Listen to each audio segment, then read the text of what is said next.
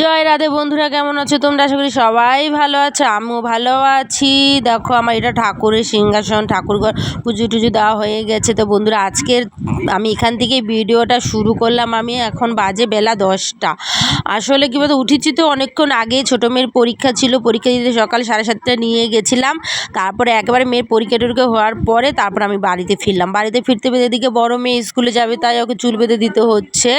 তাই আমি আগে জামাকাপড়টা ছেড়েই দেখো আমার খাটে সব এলোমেলো হয়ে জন্য পড়ে রয়েছে। ছোটো মেয়েকে শুধু ড্রেসটা খুলে দিয়েছি, খালি গায়ে বসে রয়েছি। আসলে কিরম গরমও পড়েছে বলো, একদম ভাল লাগছে না। আর কি করব বলো, মানে প্যাচপ্যাচানি গরম। মানে যেখানে বৃষ্টি হচ্ছে তো হচ্ছে, আর আমাদের এখানে একটুও বৃষ্টি নেই। মানে এত গরমে ভাল লাগছে না। আর তার মধ্যে কারেন্টও খুব জ্বালাচ্ছে। তা আমি এখন তোকে রেডি করিয়ে দিচ্ছি, এদিকে রেডি করাবো ওকে, তারপর আবার খাবে, তারপর আবার স্কুলে যাবে। এই করতে করতে জানি না কতক্ষণ কী লাগবে, কখন কি কাজে ঢুকবো, কখন রান্না করবো। রান্নাবান্না কিচ্ছু হয়নি কোনো রকম। সকালে খাওয়ার মতন আমি টিফিনটাও শুধু বানিয়েছি। মেয়ে স্কুলে আবার টিফিন নিয়ে যাবে, তারপর খেয়ে যাবে। এ ফাঁকে আমাদেরও খাওয়া হয়ে যায়। আসলে সকালে আমার বড় টিফিন নিয়ে যায়, রান্না হয়েছে। তো ওরা ভাত তো আর নিয়ে যাবে না স্কুলে বলো, তার জন্য তোমাকে রুটি বা অন্য শুকনো কোনো খাবার তা বানিয়ে দিতে হয়। তোমার আমি অনেকবার বলি যে স্কুলে খেয়ে নিতে, কিন্তু আমি স্কুলে খায় না, বলে না আমার স্কুলে খাবো না, আমার স্কুলে খাবার ভালো লাগে না। তাই বাড়ি থেকে যতটা পারি আমি যেরকম হোক বানিয়ে তোমার দিই।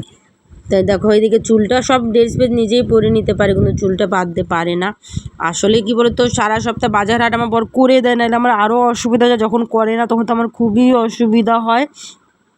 তোমার হলো যতই হোক বলো, দেখো কিছু না কিছু তো লাগেই, ঘরে বাইরে যেতেই হবে তোমার, যতটাই বাজার হাট করে দেখ না কেন। কিন্তু যখন নাকি না করে দেয় তখন আমার খুব মুশকিলে পড়ে যায়, কারণ দুটো বাচ্চাকে নিয়ে খুব মুশকিলে পড়ে যায়। এখানে সারা সপ্তাহ বাজার হাট আমাকে করিয়ে দেয়। আমি গুছিয়ে টুচিয়ে রেখে দিই, যখন টুকিটাকি লাগে। আমাদের পাড়ায় সবজির দোকান আছে, তারপর তো সামনেই দোকান টোকান আছে সব, আমাদের বাড়ির পাশে ফুচকার দোকান, সব দোকানে আছে, তাই অসুবিধা হয় না। তাই এদিকে দেখো বন্ধুরা ওকে তো রেডি করিয়ে দিলাম। রেডি করিয়ে এখন চলো ওকে স্কুলে যাক। স্কুলে যাওয়ার পরে আমি কী করবো না করবো সেগুলো তোমাদের সাথে শেয়ার করবো। আর যতক্ষণ ঘর থেকে না বেরোচ্ছে বাচ্চারা ততক্ষণ তো কিছু করা যাচ্ছে না, তাই না? দেখো বন্ধু সাইকেল নিয়ে, এখন সাইকেল নিয়ে যায়। আগে সাইকেল নিয়ে ছাড়তাম না, কিন্তু এখন সাইকেল নিয়ে যায়। সাইকেল চালানো আস্তে আস্তে বলেছিস যেতে, তো এখন কয়দিন হয়েছে সাইকেল নিয়ে যাওয়া শুরু করেছে। তারপর আমাদের পাশের মেয়েরাও উঁচু ক্লাসে পড়ে, উমাশুষিতে পড়ে, কেউ ওদের স্কুলেও পড়ে। তো একসাথে সবাই যাওয়া আসা করে, একসাথে 4-5 জন। আজকে 2জন যাচ্ছে, সবাই রাস্তার থেকে দেখা হবে ওদের, সবাই একসাথে যাবে। তো চলো দেখো তো স্কুলে চলে গেল। চলে যাওয়ার পর চলে আসলাম আমি এদিকে রান্নার দিকে। আসলে কি রান্না করব না করব ভাবতে ভাবতে আসলে বলবো, এতবার রান্নাঘরে এতবারই রান্না। সকালে মানে সকালে উঠে তো কি রান্না করবো না করবো রাত্রে আগের দিন ভেবে রাখতে হয়। রাত্রে ঘুমিয়ে ঘুমিয়ে ভাবি কি রান্না করবো, সকালে উঠে সকালে মুখ ডলতে ডলতে তোমার বাসি কাপটা ছেড়ে রান্নার ওদিকে ঢুকে যেতে হয়। 7টা 10-15-এর মধ্যে আমার সব সেরে আবার ছোটো মেয়েকে রেডি করতে হয়। এই কারণে তাই আমি কি করি না করি আগে থাকতে ভাবলেও দেখবে তোমরা।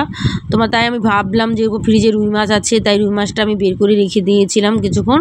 তারপরে আমি ভাবলাম রুই মাছ দিয়ে আর হলো তোমার গাঁটি কচু দিয়ে আজকে রান্না করব আমি, কারণ আমার না ভালো লাগে গাঁটি কচু দিয়ে রুই মাছ রান্না করলে। ঝোলটা আগে না খেতাম না, ছোটোবেলায় লোত লোত লোত করতো। তাই আসলে গাঁটি কচুটা আমার বাপের বাড়ি সেরকম কেউ খায় না, কোনো আমার শ্বশুরবাড়ি ওরদের মানে একটা প্রিয় সবজি ধরতে গেলে আমার বরের গাঁটি কচু দিয়ে চিংড়ি মাছ, তারপর হলো মাছ দিয়ে হলো ঝোল। আর আমাদের গাঁটি কচু দিয়ে চিংড়ি মাছটা বেশি খাওয়া হয়, তাই আমি বললাম রুই মাছ দিয়ে আজকে করি গাঁটি কচু দিয়ে। এরকম আমি খেয়েছি, ভালোই লাগে। আমি তো আলুও দিয়েছি, আমি একটা আলু দিয়েছি আর গাঁটি কচুটা বেশি দিয়েছি আমি।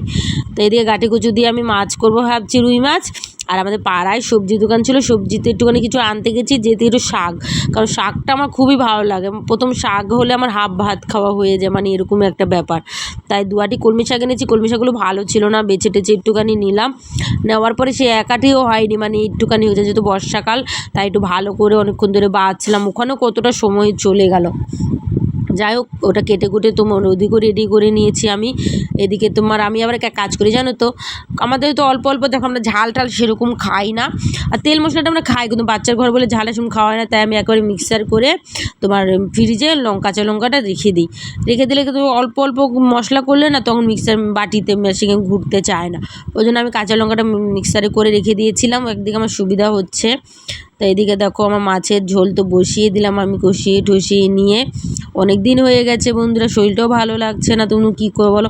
আসলে গরমে আমার প্রেশার যায় কমে, আমার একদম এমনি তোমার প্রেশার একদমই তোমার লো, তো আমার লো প্রেশার, মাথা ঘুরে, আর গরম হলে তো আর বেশি হয়, আবার ঘুমটুম না হলে আমার আবার আরেক জ্বালা, এক সাইড মাথা চোখ আর এক সাইড মাথা যন্ত্রণা শুরু হয়।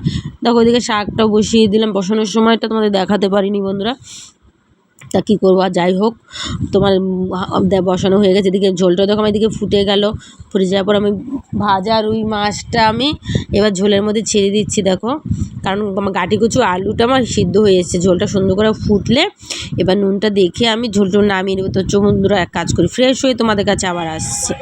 দেখো চলে আসলাম খেতে, রান্নাবান্না তো অনেক কিছু হয়েছে, কিন্তু আমি খাবো এখন আলু সিদ্ধ দিয়ে, মাছ ভাজা দিয়ে, মাছ ভেজে রেখে দিয়েছিলাম, আর পেঁয়াজ দিয়ে খাবো আমি। দেখো খাওয়া দাওয়ার পর চলে আসলাম ম্যাঙ্গো নিয়ে। আমি সিজনে যদি আম না খাই তাহলে আর কি খেলাম বলো, তাই না?